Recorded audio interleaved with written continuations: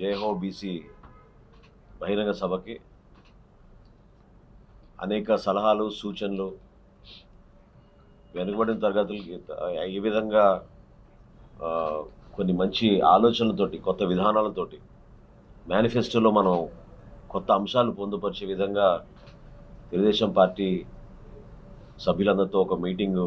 మా జనసేన పార్టీ తరఫున ఈ రోజున మోహన్ శ్రీనివాస్ యాదవ్ గారు, చెలపల్లి శ్రీనివాస్ గారు, అదేవిధంగా పోతిన్ మహేష్ గారు ముగ్గురు కూడా ఆ సమావేశంలో పాల్గొని సుమారు 19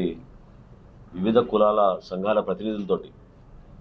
సమావేశం అయిన తర్వాత రేపు జరగబోయే మీటింగ్లో కూడా ప్రతి ఒక్కరు కూడా పార్టీ నుంచి పార్టీ అధ్యక్షులు పవన్ కళ్యాణ్ గారు పాల్గొంటున్నారు కాబట్టి చంద్రబాబు నాయుడు గారితో సహా ఆ మీటింగ్ విజయవంతం అయ్యే విధంగా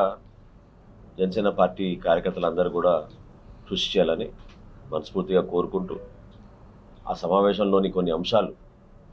మోహన్ శ్రీనివాస్ యాదవ్ గారు వివరిస్తారు. ఈరోజు జరిగినటువంటి తెలుగుదేశం పార్టీ వారితో బీసీ డిక్లరేషన్ దాని గురించి మా జనసేన పార్టీ తరఫున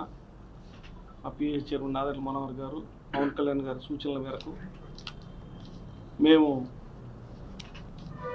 ఆ యొక్క రేపు మేనిఫెస్టోలో ఏదైతే చేర్చాలనే అంశాలపై మా నాయకులు ఇచ్చినటువంటి సూచనలు కొన్నింటిని తెలుగుదేశం పార్టీ వారికి అందజేయడం జరిగింది. అక్కడికి వచ్చినటువంటి అన్ని కులాలు బీసీ సామాజిక వర్గానికి సంబంధించినటువంటి అన్ని కులాల వారు కూడా కొన్ని సూచనలు చేశారు. అట్లా మా పార్టీ తరఫున కూడా కొన్ని కులాలకు సంబంధించినటువంటి నాయకులు రావడం, కొన్ని సూచనలు చేయడం జరిగింది. మరీ ముఖ్యంగా ఏదైతే చేతి వృత్తుల వారు ఉన్నారో, కుల వృత్తుల వారు ఉన్నారో వారికి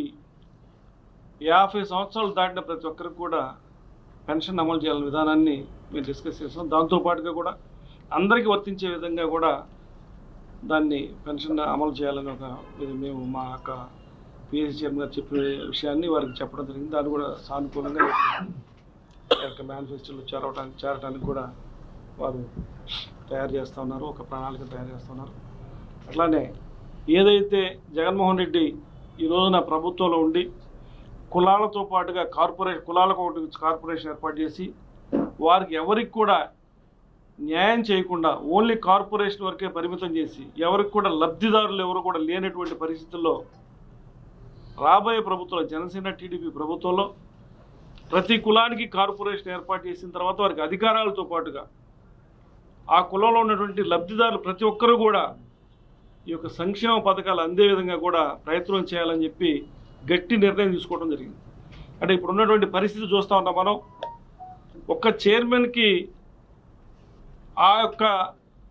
తమ పరిధిలో ఒక్క లోను కూడా ఇప్పించలేనటువంటి పరిస్థితి, ఆ కులానికి సంబంధించినటువంటి పేదవారిని ఆదుకోలేనటువంటి పరిస్థితి మేము చూస్తూ ఉన్నాం. అట్లా కాకుండా పేరుకే కార్పొరేషన్ కాకుండా వారికి అధికారాలు ఇచ్చి క్షేత్రస్థాయిలో ఎవరైతే లబ్ధిదారులు ఉన్నారో క్షేత్రస్థాయిలో మానిటరింగ్ చేసి గ్రామ స్థాయి నుంచి పేదవారు అందరినీ కూడా ఒక గ్రూప్గా తయారు చేసి వారందరికి కూడా న్యాయం చేసే విధంగా కూడా జనసేన పార్టీ టీడీపీ పార్టీ తీసుకోవడానికి కూడా సిద్ధం అవుతూ ఉంది. అట్లానే మా యొక్క పవన్ కళ్యాణ్ గారు, మా అధ్యక్షులు పవన్ కళ్యాణ్ గారు కూడా ఒక విషయం చెప్పారు. యువతకి 10 లక్షల రూపాయలు ఆర్థిక సహాయం చేస్తామని ఎప్పుడో చెప్తా ఉన్నారు. ఎవరైనా సరే చదువుకొని ఖాళీగా ఉన్నటువంటి యువత ఎవరైనా సరే వారి కాళ్ళపై వారు నిలబడి వారి కుటుంబాన్ని పోషించుకునే విధంగా కూడా 10 లక్షల రూపాయల ఆర్థిక సాయం చేసే విధంగా కూడా మా ప్రభుత్వం ప్రయత్నం చేస్తుందని చెప్పున్నారు. ఆ విషయాన్ని కూడా మేము కూలంకషంగా చర్చించడం జరిగింది. ఏదైనా ప్రస్తుతం ఉన్నటువంటి పరిస్థితుల్లో ఏదైనా బీసీని మోసం చేసేటువంటి జగన్మోహన్ రెడ్డి ప్రభుత్వాన్ని రేపు సభతో అందరికీ తెలియపరిచే విధంగా ఏ విధంగా మోసం చేస్తా ఉన్నాడు జగన్మోహన్ రెడ్డి, రాబోయే రోజుల్లో బీసీలకు ఏ విధంగా న్యాయం చేయబోతా ఉన్నామని తెలియపరచడం కోసం ఈ సభ రేపు ప్రజలందరికీ కూడా తెలియపరచడానికి సభని మేము జరగబోతా ఉన్నాం. కాబట్టి బీసీలందరూ కూడా ఒకసారి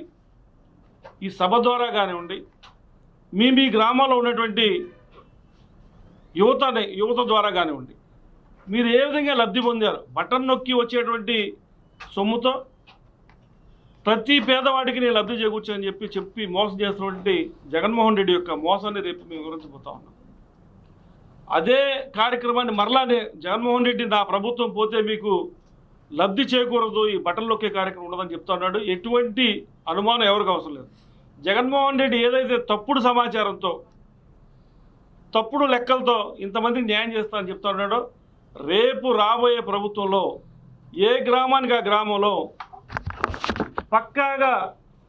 గ్రామ పంచాయతీ ఆఫీసులో కానివ్వండి, మున్సిపల్ వార్డులో కానివ్వండి, ఒక లెక్క బీసీలకి ఇంతమంది మేము లబ్ధి చేకూర్చాం, ఎస్సీలకి ఇంతమంది లబ్ధి చేకూర్చాం లెక్కలు కూడా మేము అక్కడ ఆ యొక్క ప్రభుత్వ ఆఫీసులో ఏర్పాటు చేసే విధంగా కూడా మా ప్రభుత్వం పనిచేస్తుందని చెప్పి కూడా తెలియజేసుకుంటూ, రేపు జరగబోయే నాగార్జున యూనివర్సిటీ ఎదురుగా జరగబోయే బీసీ సభని ప్రతి ఒక్కరు కూడా జనసేన పార్టీ నుంచి ఉన్నటువంటి కార్యకర్తలందరూ కూడా ఆ సభను విజయవంతం చేయడానికి కృషి చేయాలని చెప్పి కూడా తెలియజేసుకుంటాం. జై హో బీసీ కార్యక్రమానికి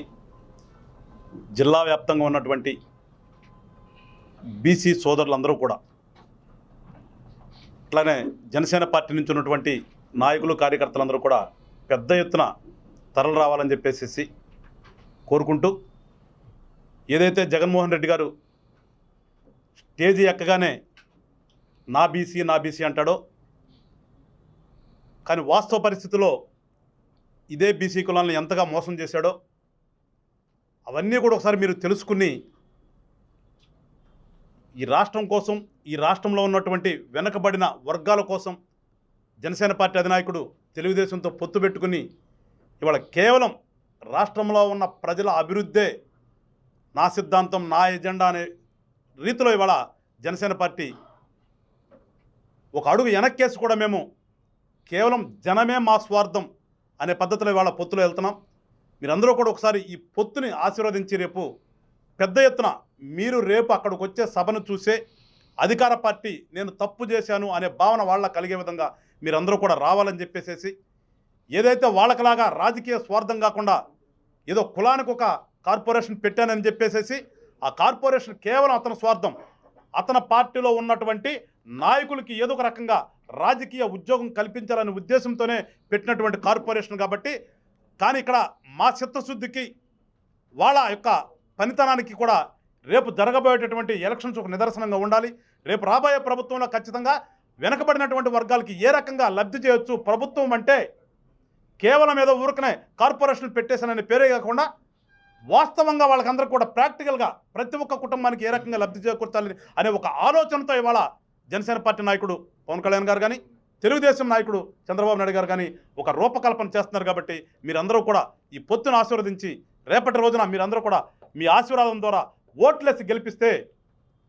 ఎట్లా చేయొచ్చు ప్రభుత్వం అంటే అది చేర్చి చూపిస్తామని చెప్పేసి కూడా బీసీ సోదరులందరికీ తెలియజేస్తూ, రేపు మీరందరూ కూడా పెద్ద ఎత్తున తరలి రావాలని చెప్పేసి మరొకసారి పార్టీ తరఫున కోరుకుంటూ జై జనసేన, జై హింద్.